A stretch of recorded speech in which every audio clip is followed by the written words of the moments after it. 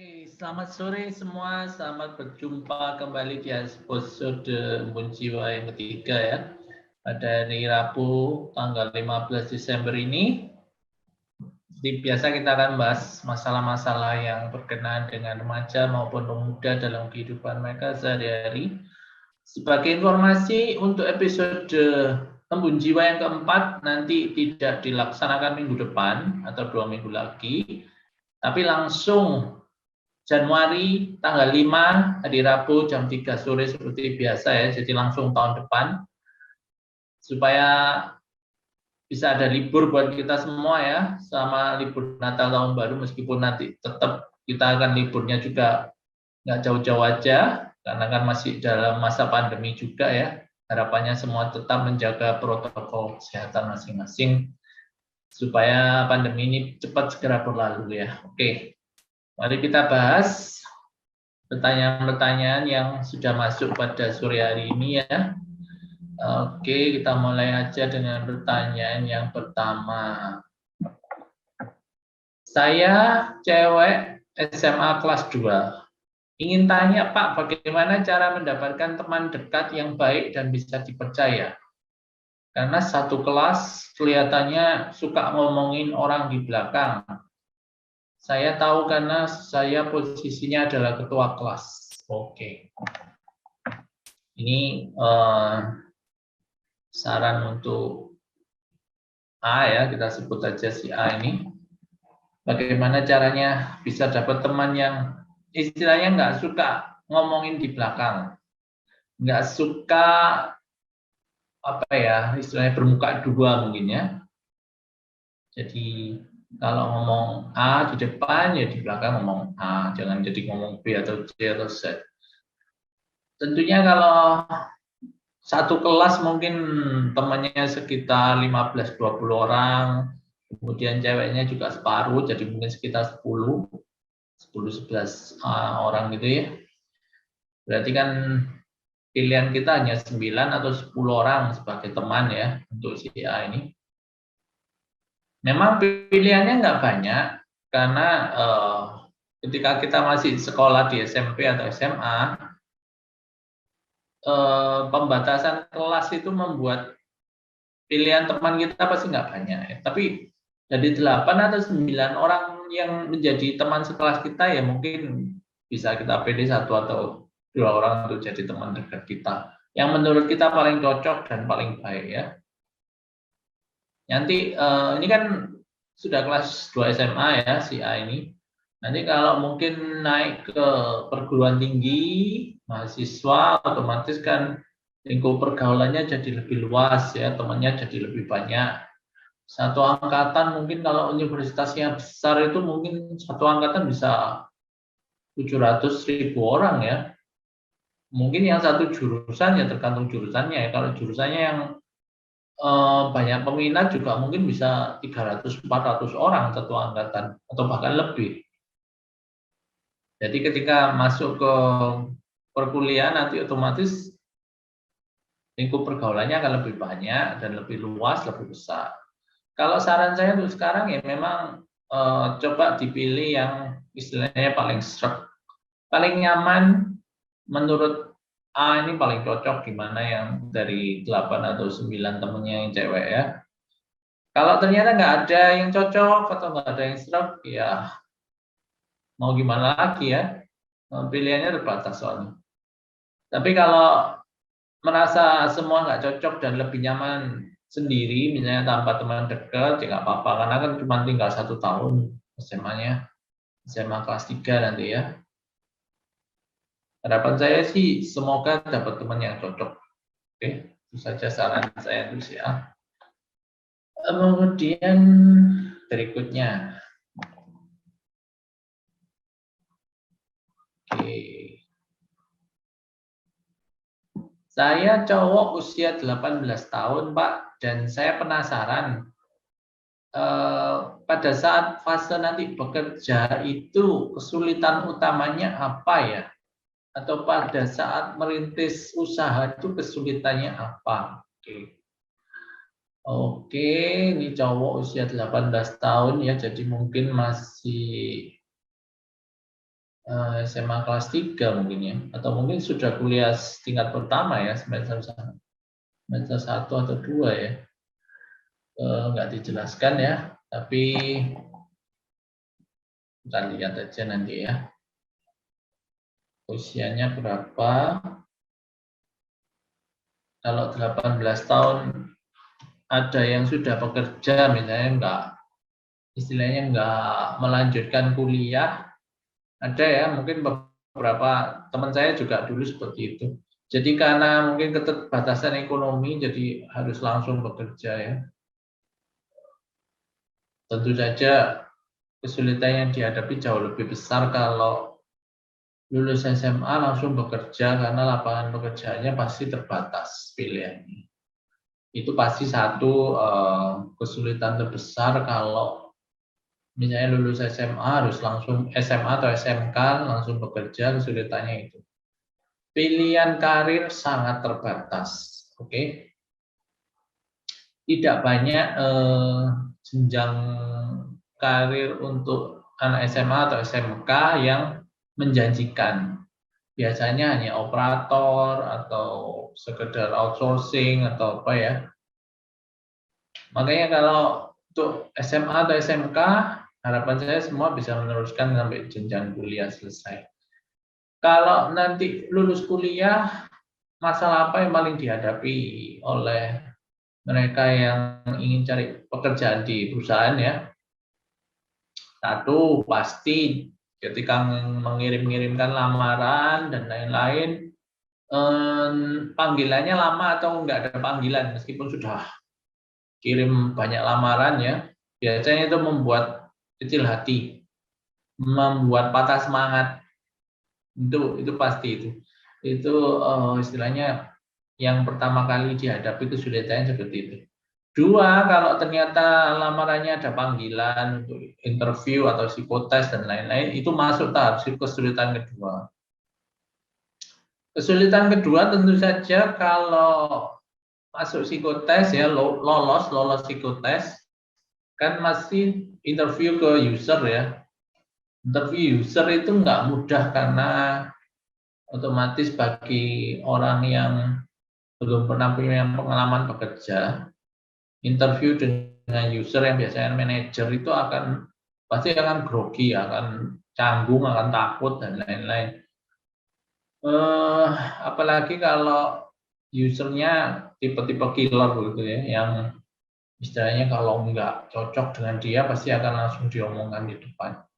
Itu kesulitan kedua yang akan dialami pada saat mencari kerja.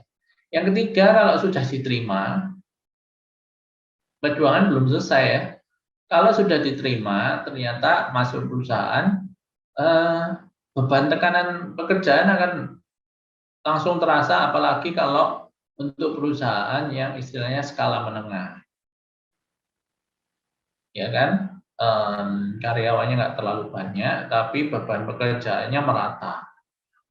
Anda masuk, Anda langsung diharapkan untuk bisa nyetel dengan karyawan-karyawan lama, dan juga merasa bahwa ya kenapa nggak bisa seperti ini, nggak bisa, tuntutan pekerjaannya pasti banyak. Itu kesulitan ketiga yang dialami ketika orang mulai bekerja. Yang keempat adalah tentu saja ini yang jarang diajarkan di perkuliahan ya, adalah politik kantor ya. Politik kantor itu begini,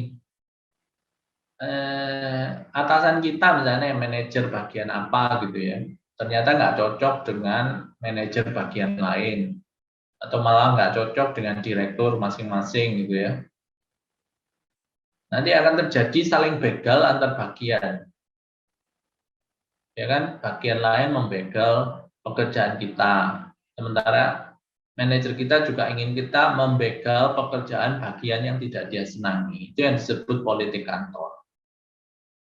Bagi mereka yang ingin bekerja secara profesional, yang maksudnya nggak ingin macam-macam, nggak ingin masuk segala macam politik kantor seperti itu, ini tentu akan sangat membebani ya, akan sangat membuat kita tidak nyaman.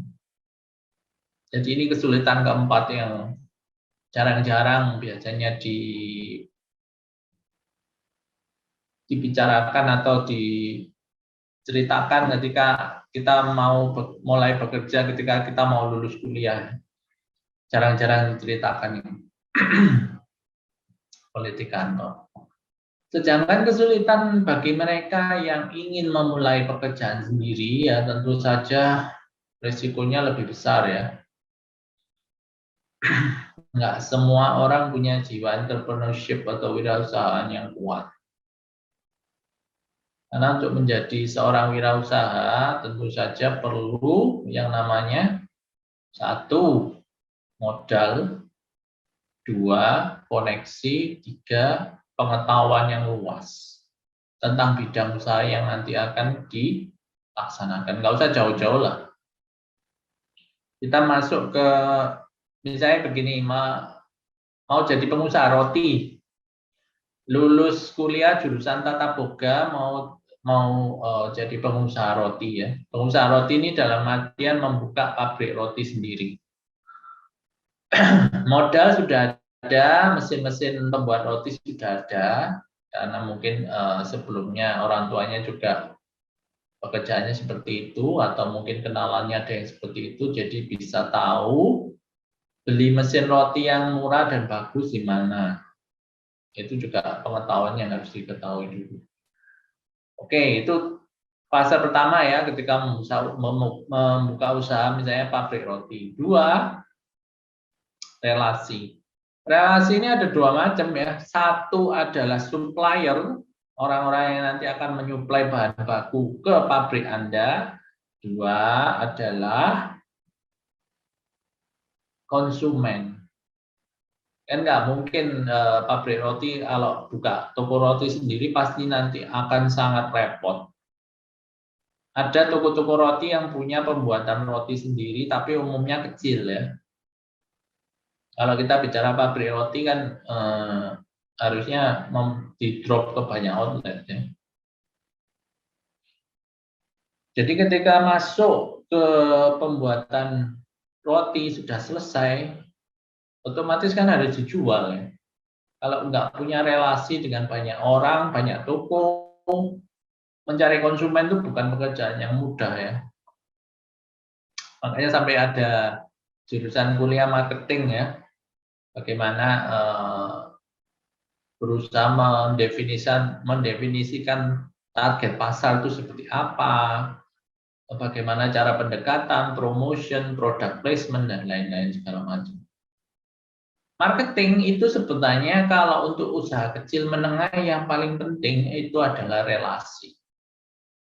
Bagaimana Anda tahu siapa yang harus dihubungi, kapan harus menghubungi, dan di mana menghubunginya, itu yang paling penting. Jadi kesulitan usaha yang kedua tentu saja adalah mencari supplier dan mencari market. Itu kesulitan kedua. Oke.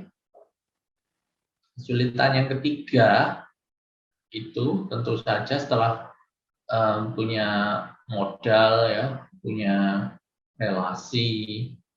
Tentu saja kesulitan yang berikutnya yang harus dihadapi ketika membuka usaha adalah pengembangan karyawan dan istilahnya softwarenya yang ada di dalam perusahaan itu ya. Contohnya untuk pabrik roti. Masuk karyawan kan harus di training dulu, cara pembuatan roti, bahan baku dan lain-lain, cara pengempakan. Itu membutuhkan usaha yang banyak. Belum lagi kalau nanti karyawannya keluar masuk gitu ya. Sangat-sangat melelahkan untuk para usahawan yang istilahnya baru memulai sebuah usaha dan usahanya itu masih dalam skala kecil. Karena kan segala sesuatu harus dilakukan sendiri ya. Kalau sudah besar kan ada istilahnya supervisor, ada manajer, dan baru pemilik perusahaan. Kalau usahanya masih kecil, semuanya akan dikerjakan sendiri oleh pemiliknya. Dengan dibantu beberapa karyawan. Oke. Jadi kesulitan yang terbesar ketika memulai sebuah usaha itu tadi. Modal pasti ya, kalau punya modal, punya orang tua yang dulunya juga pekerjaannya sama seperti yang nanti akan kita geluti, ya jauh lebih mudah. Relasi itu supplier dan konsumen. 3 masalah pengembangan di dalam internal. Itu nggak mudah. Butuh pengetahuan yang luas untuk mengembangkan suatu usaha maupun karyawan software yang di dalamnya itu. Oke, kiranya ini bisa menjawab pertanyaannya. Oke, kembali lagi di acara Embun Jiwa ya setiap hari Rabu jam 3 sore yang membahas mengenai masalah remaja dan pemuda. Jika ada pertanyaan atau ingin berkonsultasi ya, bisa menghubungi via WA 0812 1754 4844. Oke. Nah, kembali masuk ke pertanyaan yang sudah ada di depan saya sekarang ya.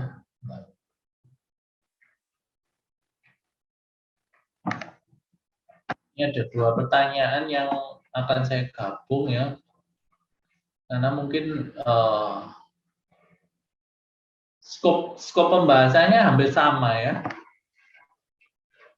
Yang pertama adalah saya cowok usia 23 tahun.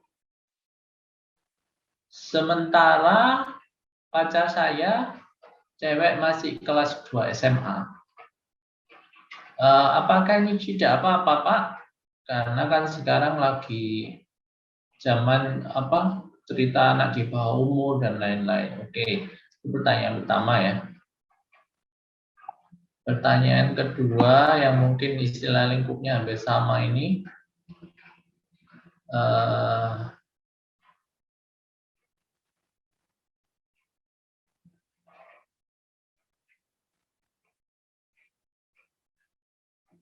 Bagaimana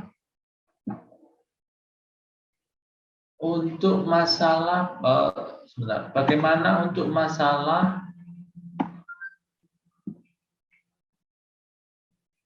ini kok hilang ya.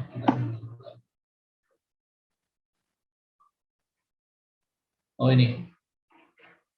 Bagaimana untuk masalah pendidikan sex education di lingkungan sekolah di Indonesia? Karena saya sudah kuliah, tapi untuk pengertian ini saya masih sangat-sangat minim dan tidak mengerti. Oke, ini 2 pertanyaannya akan saya gabung jadi satu karena skop pembahasannya hampir sama ya, yaitu mengenai istilahnya pembahasan untuk pengertian di bawah umur dan juga mengenai sex education yang ada di Indonesia ya khususnya ya. Untuk hukum di bawah umur itu anak yang masih di bawah umur sekarang adalah 18 tahun. Jadi kalau pacarnya tadi masih SMA ya otomatis mungkin masih di bawah 18 tahun ya. Secara legal, istilahnya secara hukum ya, kalau sesama anak di bawah umur pacaran itu sebenarnya nggak masalah istilahnya mereka masih belum memiliki konsekuensi hukum yang legal di mata hukum, nggak ada konsekuensinya. Jadi kalau misalnya cowoknya kelas 3 SMA, ceweknya kelas 2 SMA pacaran itu pasti nggak masalah. Secara legal nggak akan ada yang ngutik-ngutik. Tapi karena sekarang sudah ada undang-undang segala macam mengenai perlindungan anak di bawah umur dan lain-lain ya. Kalau Anda berusia di atas 18 tahun dan kemudian Anda pacaran atau berhubungan secara intens dengan anak di bawah umur, maksudnya di bawah 18 tahun itu pasti ada konsekuensi nanti yang harus ditanggung. Termasuk dalam hal ini mungkin juga konsekuensi hukum ya, makanya zaman sekarang harus hati-hati. Terus bagaimana kalau misalnya gini Pak, pacarannya yang tadinya anak SMA kelas 3 ya masih umur 17, ceweknya SMA kelas 1 misalnya umur 15, pacaran jalan. jalan 3 tahun. Berarti sekarang cowoknya usia 20, ceweknya belum 18, masih 17. Apakah ada konsekuensi hukum? Ya, ini namanya ada perkecualian disebut aturan Romeo Juliet ya. Aturan ini membahas untuk mereka yang sebelumnya sudah pacaran atau berhubungan sebelum usia legal, kemudian salah satu pihak ternyata sudah masuk di usia legal, satunya belum, itu tidak bisa istilahnya tidak bisa diintervensi secara hukum. Itu namanya aturan Romeo Juliet ya. Tapi kalau Anda misalnya kenalan atau pacaran ketika usia Anda sudah legal dengan anak yang istilahnya masih di bawah umur ya, itu akan bisa dipermasalahkan ya. Karena itu akan mengandung konsekuensi bahwa untuk undang-undang perlindungan anak pasti akan membatasi hal-hal seperti itu. Jadi untuk yang tadi tanya, saya sudah kuliah lulus usia 22, pacaran dengan anak SMA, bagaimana Pak? Ya itu konsekuensinya harus dipikirkan dengan masa-masa ya. Karena adanya UPA itu akan membatasi maupun memberikan sanksi jika terjadi hal yang seperti itu. Jadi mungkin perlu dipikirkan meskipun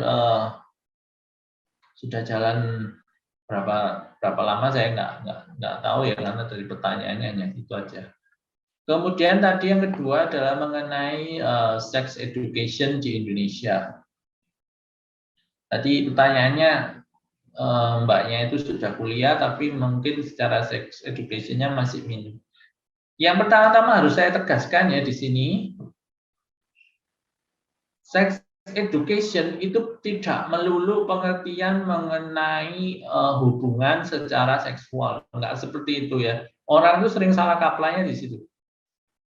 Oh, berarti sex education hanya membahas mengenai hubungan seksual dan lain, enggak seperti itu.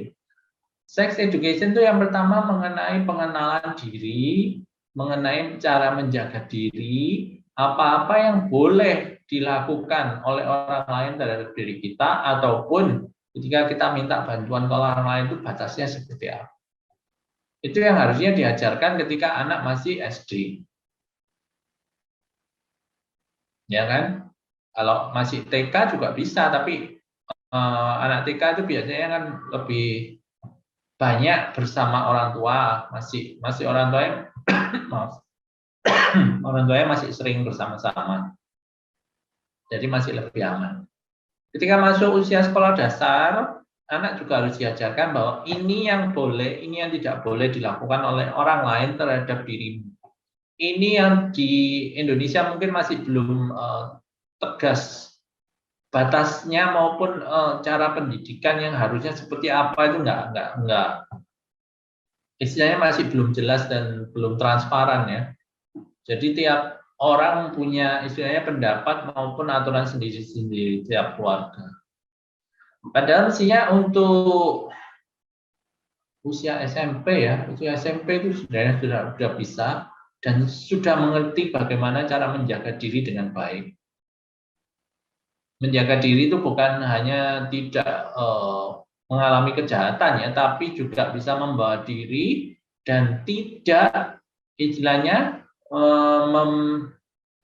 melakukan pelecehan terhadap temannya sendiri ya, karena kan kita sering melihat di berita atau membaca di koran bahwa anak-anak usia SMP sekarang sudah masuk ke tahap seperti itu ya.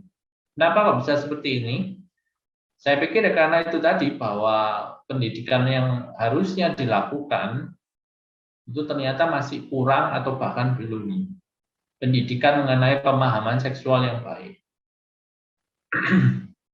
Ada beberapa pihak yang menyarankan agar pemahaman mengenai seksualitas ini diajarkan sedini mungkin. Ada beberapa pihak yang menolak, jadi masih tarik ulur. Jadi kalau mbaknya tadi sudah kuliah masih pengetahuan mengenai pemahaman seksualnya masih sedikit ya, jangan heran ya. Karena memang tidak ada aturan maupun pendidikan yang jelas bagaimana. Sementara ini masih belum. Harapannya nanti bisa dirumuskan dengan baik supaya kasus-kasus pelecehan anak di bawah umur yang terjadi selama ini itu bisa berkurang atau bahkan hilang sama sekali. Karena kan anak-anak bisa lebih sadar mengenai tubuhnya sendiri, apa yang tidak boleh, apa yang boleh, maupun apa yang harus dilakukan jika mengalami hal tersebut. Harus lapor ke siapa supaya nggak bingung. Oke, kiranya ini bisa menjawab ya pertanyaan dari kedua penanya tadi ya. Oke, kembali di segmen Embun Jiwa ya, setiap hari Rabu jam 3 sore yang membahas mengenai masalah pemuda dan remaja. Untuk yang ingin berkonsultasi secara pribadi juga bisa appointment melalui WA kita ya, 0812 1754 4844. Oke, kita akan membahas lagi pertanyaan yang sudah masuk. Oke.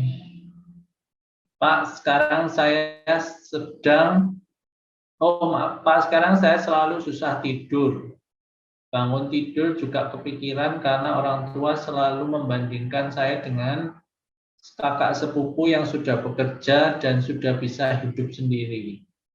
Saya sudah kuliah 5 tahun tapi masih belum lulus dan masih berusaha untuk menyelesaikan skripsi. Bagaimana untuk tetap bisa semangat, Pak? Oke. Ini saya nggak dijelaskan jurusan kuliahnya apa ya. Tapi kalau biasanya sudah 5 tahun ke atas itu mungkin jurusannya ya agak susah pasti. Teknik, farmasi, psikologi atau macam-macam yang istilahnya membutuhkan waktu untuk lulus membuat skripsinya itu pasti butuh waktu lebih banyak ya. Untuk jurusan teknik tertentu itu memang tugas akhirnya sangat-sangat berat karena biasanya selain isinya perhitungan semua ya, rumus-rumus gitu, juga mereka harus biasanya kerja praktek di pabrik atau lingkungan pekerjaan yang nantinya akan mereka jalani. Kalau untuk psikologi juga harus ikut praktek di misalnya kalau psikologi personal ya mungkin masuk di perusahaan di bagian HRD. Untuk psikologi kesehatan masuk di rumah sakit jiwa dan lain-lain seperti itu. Mungkin ada tiap jurusan ada kendalanya sendiri-sendiri ya, ada beban masing-masing. Cuman bagaimana caranya supaya bisa menyelesaikan skripsi tepat waktu itu sebenarnya sama, semua jurusan sama. Satu, siapkan target yang nggak muluk-muluk, ya, target harian yang tidak muluk-muluk. Kadang kita itu kepinginnya cepat selesai, jadi ketika lagi semangat bisa mengerjakan berapa belas lembar skripsi sekaligus. Tapi ketika ditolak oleh dosen pembimbing, dicoret-coret, dikembalikan patah semangat ya, akhirnya mau menjalankan setengah lembar skripsi saja rasanya berat sekali ya. Jadi sama seperti ketika kita berusaha untuk diet ya, jangan langsung menargetkan hal yang tinggi. Targetnya yang target antaranya yang jelas dulu aja. Target antaranya misalnya gini, hari ini saya selesaikan 2 halaman skripsi dulu. Oke, 1 hari 2 halaman. Berarti kalau 2 minggu sudah 28 halaman. Sebulan 60 halaman. Jadi kalau skripsinya mungkin nggak terlalu tebal ya, di bawah 100 lembar skripsinya. Mungkin 1,5 bulan sudah jadi. Jadi ini dalam artian selesai, bukan berarti disetujui oleh dosen pembimbing, enggak. Kan setiap kali kita selesai satu bab atau satu bagian, minta ACC dosen pembimbing bahwa ini sudah disetujui, sudah bagus, terus lanjut ke bagian berikutnya. Kalau misalnya butuh penelitian yang panjang dan banyak atau sampling yang banyak kan pasti nggak bisa langsung ya kan. Jadi targetnya yang nggak usah mulu-mulu aja, misalnya bisa melaksanakan sampling selama seminggu itu misalnya 30 orang sampling, itu sudah banyak itu. Untuk 1 minggu sudah banyak. Jadi kalau untuk 2 minggu sudah 60 sampling, nah itu biasanya sudah cukup. Di atas 50 sampling biasanya sudah cukup, dianggap sudah mewakili, sudah lumayan valid. Jadi nggak usah sampai merasa iya bagaimana ini nggak selesai-selesai. Nggak usah melihat yang jauh-jauh dulu, lakukan aja target hariannya. Oke, target harian tuh kelihatannya enteng ya, tapi kalau nggak dijalani dengan baik pasti keteteran. Contohnya begini, target hariannya 1 hari 2 halaman. Oke, 2 halaman itu ternyata ketika sudah sampai ke bagian pengambilan sampling kan nggak bisa langsung ngetik itu. Samplingnya kan harus diwawancarai dulu, diambil datanya dan lain-lain. Ternyata molor sampai seminggu. Jadi selama seminggu pengambilan data Anda tidak menulis skripsi Anda sama sekali, oke? Berarti Anda berhutang 10 sampai 12 halaman skripsi. Bagaimana cara ngejarnya? Karena datanya biasanya sudah terkumpul, ya diketik aja dulu datanya. Data itu mungkin bisa mewakili 4 sampai 5 halaman skripsi. Ya enggak? Berarti Anda cuma butuh 6 sampai 7 halaman lagi penjelasan biasanya. Atau analisa data. Ya, kiranya itu bisa membantu teman kita yang lagi bertanya bagaimana caranya bisa selesai skripsi tepat waktu dan setelah itu dapat pekerjaan. Kalau untuk pekerjaan tadi sudah dijelaskan di segmen sebelumnya ya, kesulitan-kesulitan apa yang ditemui ketika pertama kali mencari pekerjaan.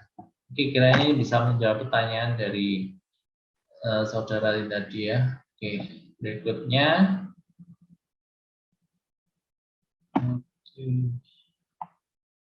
Ini mungkin sama ya. Pak, saya usia 22 tahun, cewek. Saya selalu merasa gagal terus dalam segala hal. Padahal saya sudah berusaha sebaik mungkin. Saya sampai ingin menyerah saja karena kalau ujung-ujungnya selalu gagal gimana Pak? Oke. Ini mungkin nggak dijelaskan gagalnya dalam bidang apa ya. Tapi kalau selalu semua dianggap gagal, mungkin saya perlu memberikan semangat dulu kepada adiknya. Saya sebut aja si C ya. Kalau gagal terus, perlu didefinisikan dulu gagal itu apa. Kalau misalnya begini, ujian tidak lulus, memang gagal. Oke. Tapi kalau misalnya nilai target kita A atau B kemudian dapat C dan dianggap sebagai suatu kegagalan, mungkin kita perlu lebih lunak pada diri kita sendiri ya. Anggaplah itu bukan kegagalan tapi sukses yang tertunda, bisa diulang misalnya remedi atau lain-lain. Kemudian untuk hubungan misalnya hubungan dengan pacar dan lain-lain ternyata sering putus misalnya. Atau sering merasa dikhianati, dapat pacar kok selingkuh terus pacarnya. Mungkin itu adalah salah satu bentuk kegagalan yang besar ya bagi sebagian orang. Mungkin perlu mengevaluasi diri dulu lah kalau seperti itu, tenangkan diri dulu, kita evaluasi dulu salahnya dulu di mana. Kalaupun ternyata nanti harus menjalin hubungan lagi, kita sudah punya kriteria maupun hal-hal apa yang perlu kita hindari untuk menjalin hubungan yang lebih baik supaya nggak diselingkuhin terus. Kemudian kegagalan yang ketiga ya biasanya selain kuliah, selain pacaran, pasti kegagalan yang berikutnya adalah kegagalan menjalin hubungan di dalam keluarga sendiri. Ada orang-orang tertentu yang istilahnya hubungan dengan keluarganya sendiri kurang baik. Orang tua dengan ayah, dengan ibu kurang baik, dengan saudara atau kakak adik kurang baik. Bagaimana supaya hubungannya bisa baik? Ya, istilahnya begini, saya merasa tiap hari saya dimarahin, terus adik saya atau kakak saya dibiarin. Ya, mungkin orang tua merasa ada yang kurang ya di diri kita. Bisa ditanyakan sih sebenarnya, kira-kira apa yang perlu saya perbaiki? Beda saya apa dengan adik atau kakak saya? Karena orang tua itu kan nggak mungkin istilahnya memarahi seseorang, memarahi anaknya itu dengan tanpa alasan, pasti ada alasan. Kalau yang tanpa alasan itu mungkin sudah bisa dikategorikan child abuse ya. Kalau yang seperti itu beda lagi masalahnya. Yang saya ceritakan di sini ini adalah orang tua yang ingin anaknya maju dan berkembang, tapi mungkin penyampaiannya tidak cocok dengan sifat si anak. Oke, jadi harapannya nyampainya lebih nyambung. Bisa ditanyakan, jujur aja nggak apa-apa. Yang kurang apa sih dari saya, Pak, Bu? Supaya nanti omongannya lebih nyambung. Oke, tidak terasa ya, sudah hampir 1 jam ini.